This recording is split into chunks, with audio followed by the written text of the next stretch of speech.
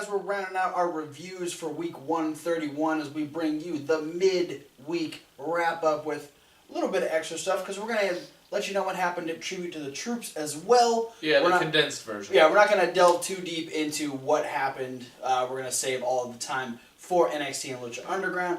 But for Tribute to the Troops, we opened up with a big promo with Roman Reigns, Big Cass, and Rusev and Kevin Owens, which led into our main event.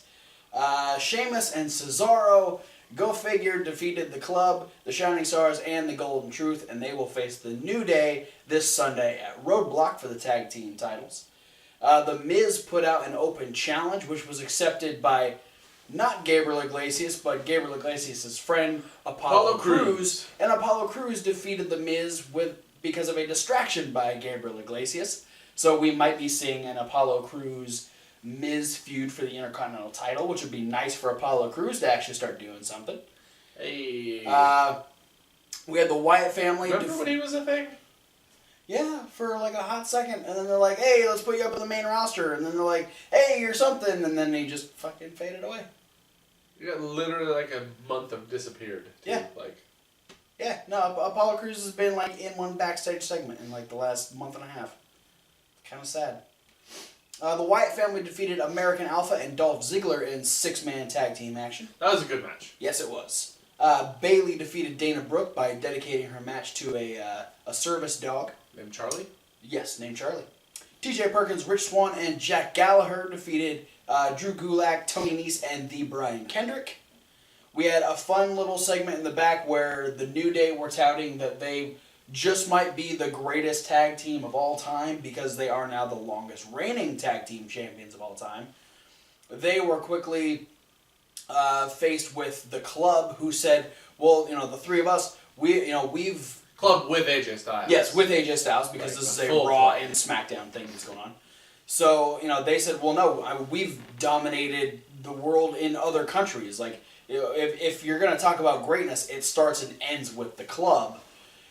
And then they were all faced with the reunited all-babyface Shield, and they all just kind of went, the fuck you think you're talking about? And then they all walked away. It would have been funny if the camera panned over and Hogan, Hall, and Nash were just in the background. NWO's like, hey. NWO and DX are having their own conversation in the back, did they realize we're standing here? We're right here. Nash is amateurs. And then in the main event, of course, Roman Reigns and Big Cass defeated Kevin Owens and Rusev. No way. Shocker. That's a TNA reference. I was going to say, was that a TNA song reference? It was indeed. It was. But let's move on to NXT, where it's all about the NXT Championship. Yeah, because they start the show with playing the NXT Championship cage match from Australia. Yeah, well, ain't about the championship on your forehead anymore. It's about NXT. That's Ring of Honor. Yeah, Shinsuke and Samoa Joe. Samoa Joe getting his rematch from his loss in Japan. They are in a stale cage match. Stage key match. Whatever was announced by the ring announcer. Good job, girl. You on top of it. I mean, this Shinsuke Nakamura. This was... It was a physical match. I mean, there's not a whole lot to really talk about other than... It wasn't fancy. No. I mean, if these guys have done fancy, but, I mean, this was a cage match. It's not really about being fancy in a cage match, especially when you're Samoa Joe and Shinsuke Nakamura. Yeah, my only downside to this match was I felt like it was maybe slightly phoned in compared to their other, their bigger matches. It might have been. In a way that it's I felt like there was no sense of urgency to win the match. Because we literally only had the one time Shinsuke tried to get out of the cage over the top. And then I'm pretty sure over the entire rest of the time, I don't think there were any other, near falls in the match. I think you're right. And it was... Yeah, no, I definitely agree. That was kind of a detriment to it. And plus... I think everyone kind of expected Shinsuke just to walk away with it anyway. Yeah. And he did. He had the option of going out of the cage. decided against it, and instead, this was after hitting a second rope Kinshasa, decided to hit 2 more Kinshasas on Samoa Joe just to make sure, and Shinsuke Nakamura is still your NXT Champion. Now, the rest of the show, other than one backstage segment, which we'll talk about first and just kind of get that out of the way, is all about my favorite part of the whole show. I think it was one of my favorites too. We're revolved all around the tournament to decide who is the next #1 contender. But first, we had Billie Kay and Peyton Royce talking about, they said, oh, well, you guys lost your 6 women's tag team match in Toronto. Didn't lose. Yeah. Technically, Daria lost. And so they're getting real catty, and then Daria walks up and goes, after what you guys did to me in Toronto, I want you to decide which one of you I get to beat up next week. And she walked away, and they both went, oh no. And then eventually it was decided that it's going to be Billie Kay. I wonder how they decided that. I want there to be a backstage clip of how that came to be. They played like 1,000 rounds of rock paper scissors. They just kept tying each other. So rock paper scissors like best 99 out of 154. 99 out of a lot. So we'll be getting Billie Kay versus Daria next week on NXT. But then we had our first match. We had Ty Dillinger taking on Eric Young of Sanity. This was a very short-lived match. Didn't last a whole lot. Some good stuff happened between Young and Dillinger though. Yeah. But eventually the shtick of Sanity is you don't really know what to expect from him, and Nikki Cross decided to jump in the ring and attack Ty Dillinger for whatever reason, causing a disqualification. So Ty Dillinger does move forward in the tournament. He was actually able to dispatch all 3 members of Sanity to the outside, but then was demolished by Big Damo. Yeah. So, and then, I can't remember who it was. It might have been Tom Phillips saying, is Big Damo, like, auditioning for Sanity?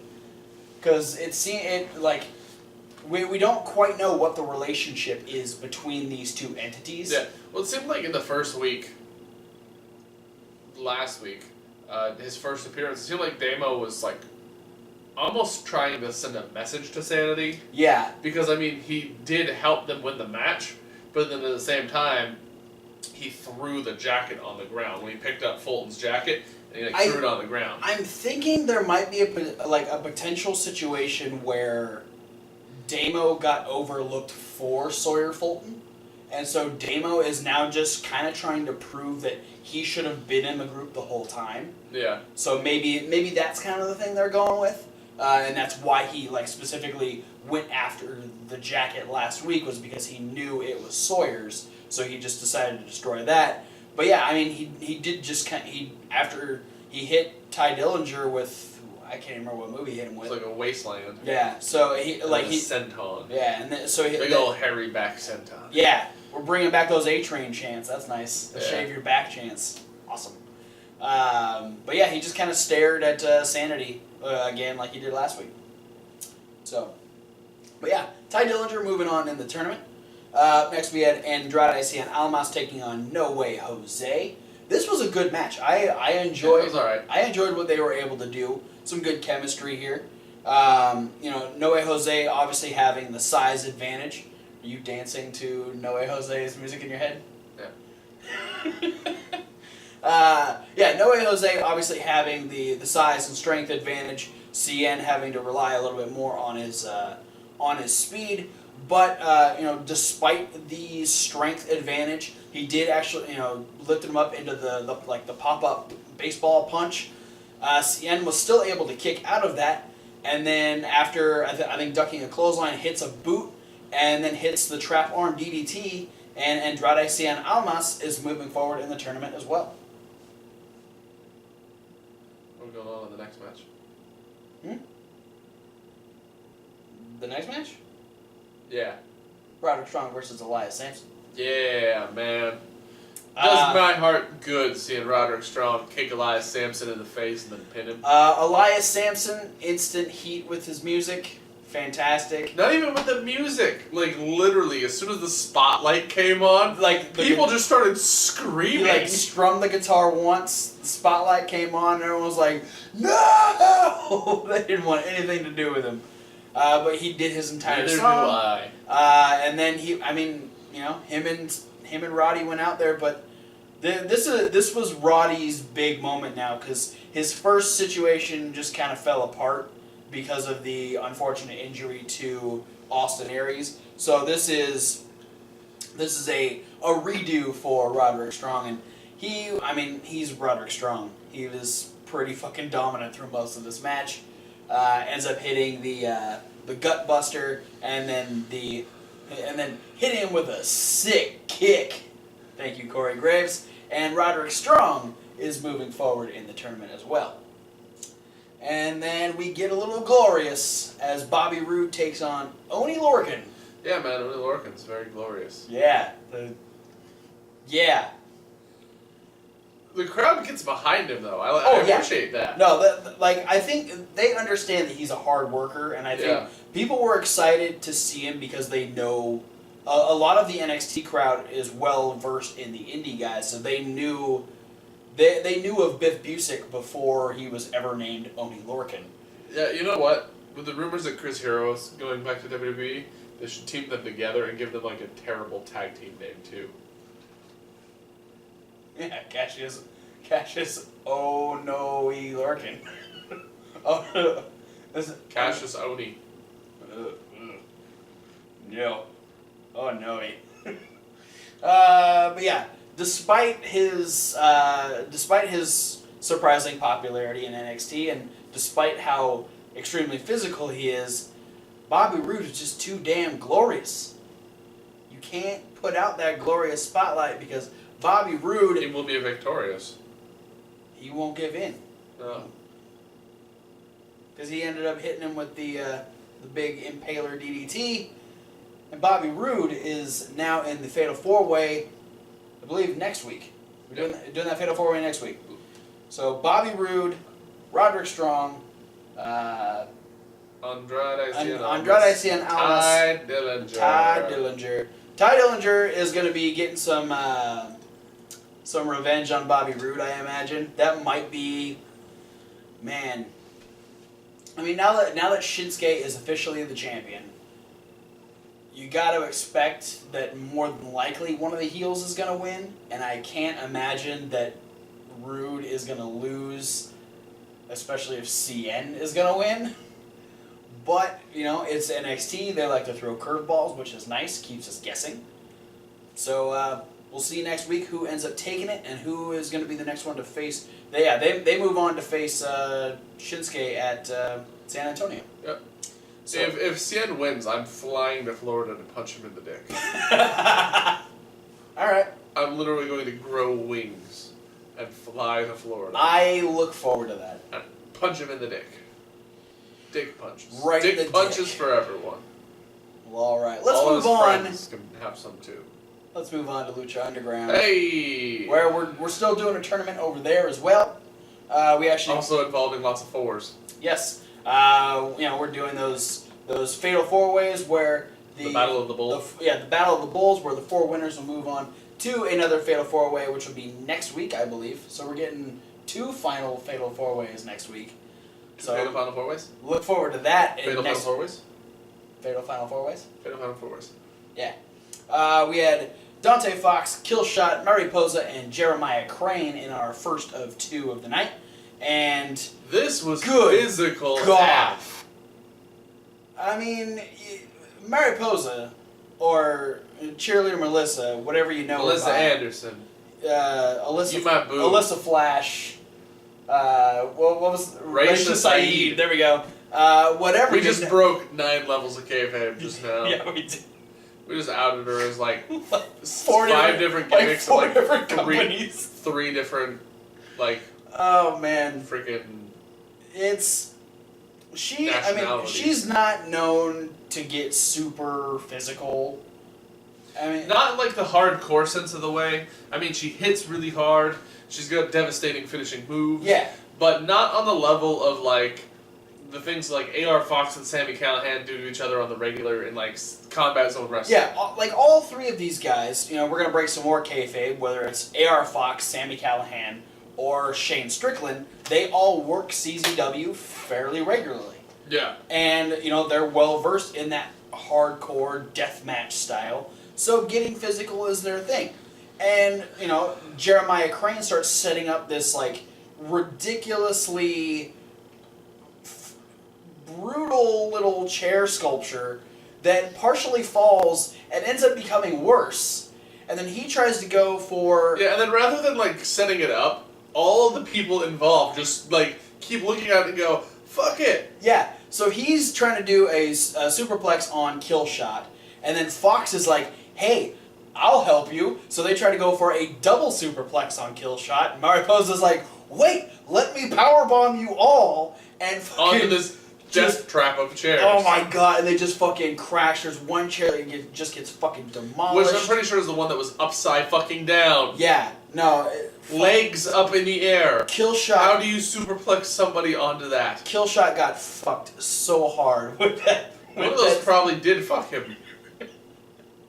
And then because all three of them are down, they all like pick different corners, and Mariposa just puts a chair in front of all of them and just starts hucking up chairs and just chases them around the perimeter of the ring, just throwing shit at them constantly. And they're getting pelted over and over and over again, and it is complete and utter insanity. We have lots of sequences involving multiple kicks to the face, which was great. We had a lot of people just shoving each other off the top rope. Yeah, Mariposa hits the Kudo driver onto Killshot on a steel chair. The back of his motherfucking head. Why? 'Cause murder. It's because he does CZW. He brought this upon himself. Oh man. But eventually, yeah, it was looking like there was a good chance that Mariposa was going to win this. Oh, I was gonna freaking mark out so hard. But unfortunately, we did have Jeremiah Crane end up hitting a J Driller or double underhook driver? Yeah, double underhook driver. They called it the something contusion. Yeah, hit it on Dante Fox, left him laying in the ring. And then at the end of the match, we had Killshot give a little warning to Dante Fox and end up putting him down with the double stomp. So they are far from over. Then we got to look backstage at the Wug blogs. That's what I'm calling them. Taya is getting Jack and PJ to record something. I don't know what it was supposed to be, but... They're not being super helpful. No, they're just kind of doing their own thing, and then it ends up being Johnny Mundo who comes in and says, hey, you guys are both in that other Fatal 4-Way tonight. You guys need to figure out how to win, especially you, PJ, because you couldn't even beat Sexy Star last week. Well, neither could you, Jack, and neither could you, Ty. I'm the only one that did it. I did it last week, and that's why I'm the champion. And so then he does this really awkward, like, you guys like being in the Worldwide Underground? Like, that old, like, radio voice, which was, he did it strangely well. But yeah, so they end up saying, oh yeah, we do, and he goes, good, because if you lose tonight, you have to turn in your headbands and find another group to join. So, then we got a Sexy Star training montage, as she was doing some boxing in the ring, and she was just kind of, doing her thing in the locker room, just, it was some serenity for herself, just kind of working out, and then she went and got into her locker, and there was a spider, an extremely fake-looking spider, sitting in her locker, which she saw a bug, and she immediately blamed Mariposa.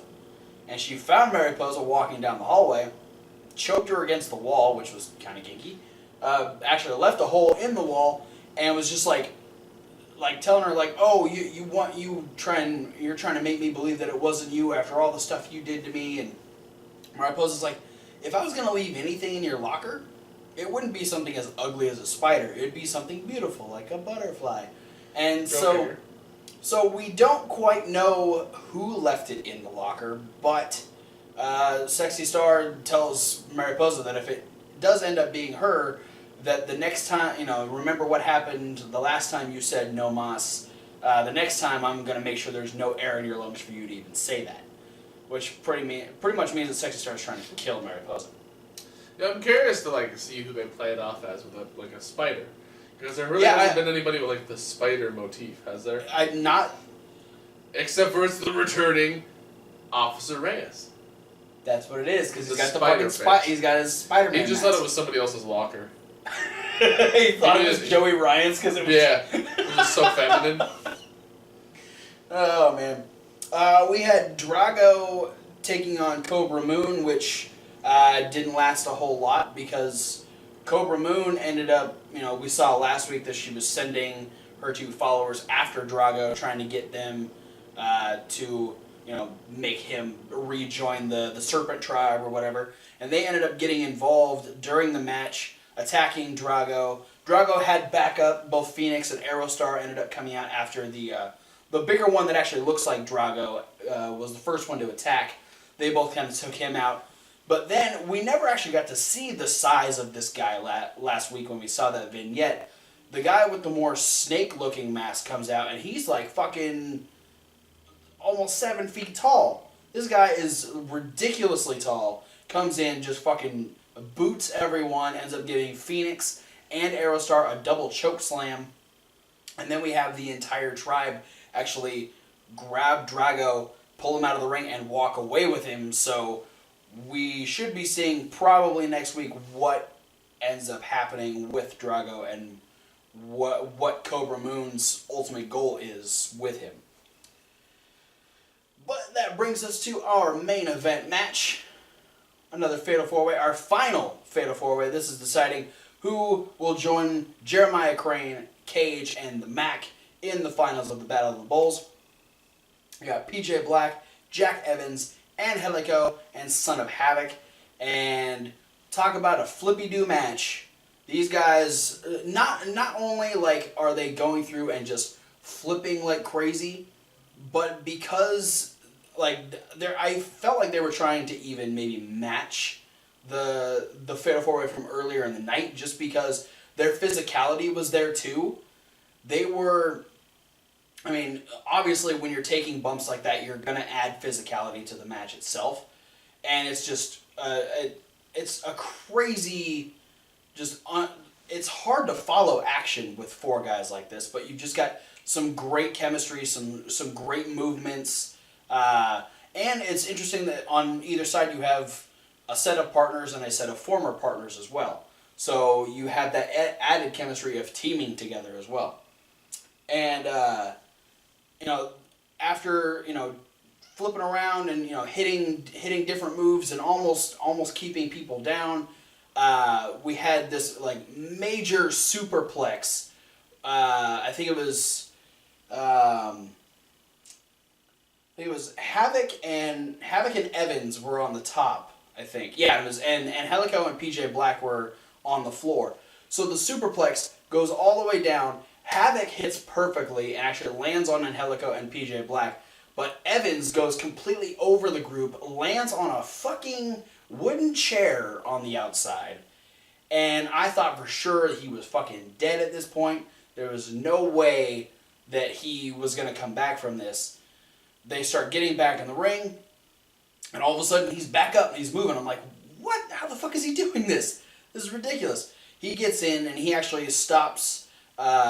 He stops Angelico from doing a move to PJ Black off the top. They end up dispatching Angelico. He goes face first into the metal guardrail that's over on the side of the ring.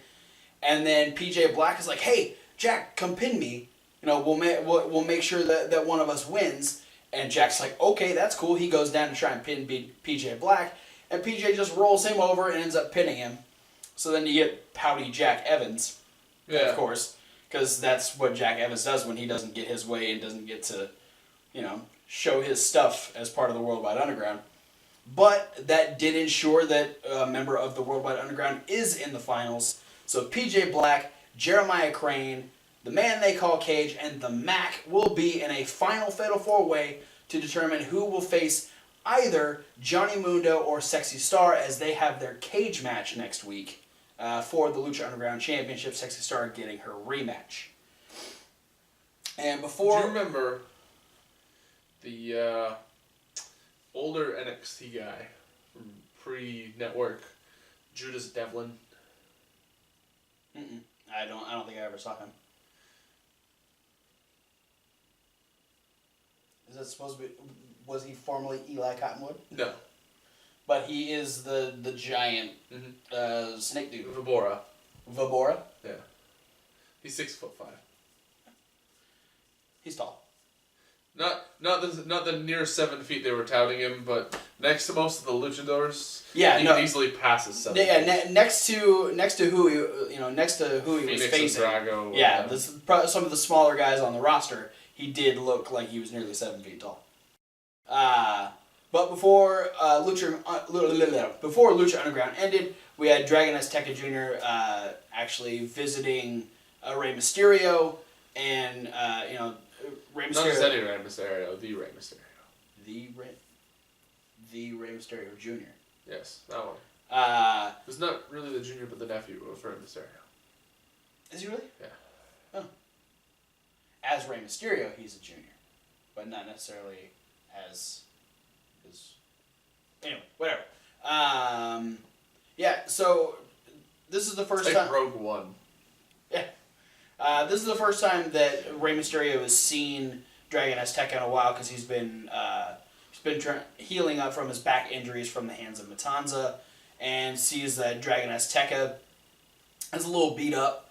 But Azteca's like, I tried to go against Matanza, and after I was hit with Wrath of the Gods, I understand what my purpose is. And he feels like it's now his duty to finish off Matanza. And Rey's like, no, this is my fight. He got like crazy knocked into him. Apparently. Rey's like, no, this is my fight. Let me do this. And he goes, no, the days of you telling me what to do are over. I'm going to do this myself. He's on this, like... Vision quest. This death path. Yeah, it's weird, because a lot of the times you hear, like, the idea of somebody getting, like... The crazy ideas, like, smacked out of their head. Yeah. Somehow, he got the crazy ideas implanted into his head from the fight with Matanza. He's young and impressionable, apparently. And apparently Wrath of the Gods makes him go, man, that hurt, but I can beat you. Man, you almost murdered me. Let's do it again. Well, more power to you, man. But eventually, we know that Matanza wants Rey Mysterio. He doesn't give a shit about Dragon Azteca Jr. He wants Rey Mysterio. And Dario has guaranteed that Matanza's going to get him once Rey comes back. So We'll see when that ends up being. But that is it for Lucha Underground. That is it for the midweek wrap-up. Thanks for watching, guys. Don't forget to like, comment, and subscribe. Please put the buttons with the mouse thing. Click it, click it, click it, click it, click it, click it, click it with your finger if you're on a touchscreen thing. Also, click all the links down in the description to send to all of our social medias. We got a lot of social media. You can check out the podcast as well, where it's this, along with Indie News, Tuesday Night Live, and the Raw Review. The Raw Review. I try to forget that one because it doesn't always go great. But you can check out all those in podcast form over on SoundCloud. Coming up, not on SoundCloud, guys. Stay here. You got to be on the YouTube. Make sure to subscribe so you get the updates on when it comes up, and hit the little button that looks like a bell. And follow us on all of the social media so you get updates for that way too. Predictions, because we got Road to Block, Could Have Been Raw, end of the line. No, you were right the first time. Both. Coming up. Yeah, that's going to be up here. Only in video form, along with all the stuff that you'll find over on Reasonable Wrestling Fans. It's reasonable with a W, like wrestling. Where you'll get the punishment videos from all of the pay-per-views that we do. Like when I drank gross mustard milk. And when I get hit with things, and I'll be getting hit with people here pretty soon. Yes. It's a weird way to put it. We're having to put off the filming of this because we're having very inclement weather. Yeah, it's snowy AF outside. So So it'll be the travel conditions are not well for professional wrestlers to make their way over here. Yeah. So it will happen, but as of right now, it might end up being a 2 for video, depending on how fast we get the roadblock prediction / wager / punishments all figured out. Yes. But you'll also get suck if you lost both of them. You had to do them both at the same time. That'd be fucking awful. Well, let's just do chops again. Why not? Triple or nothing. I don't know if we'll go down that path. No, we're not doing it that way. Vote for Roman Reigns. Yeah, it's not Survivor Series. No, I'm not voting for Roman Reigns. Spoiler alert. But anyway, you also get our Christmas Miracle unboxing from WrestleCrate. That's coming out later this weekend as well. So look forward to all those videos. Thanks for watching, guys, and we'll see you at whatever video you decide to watch next. Delete.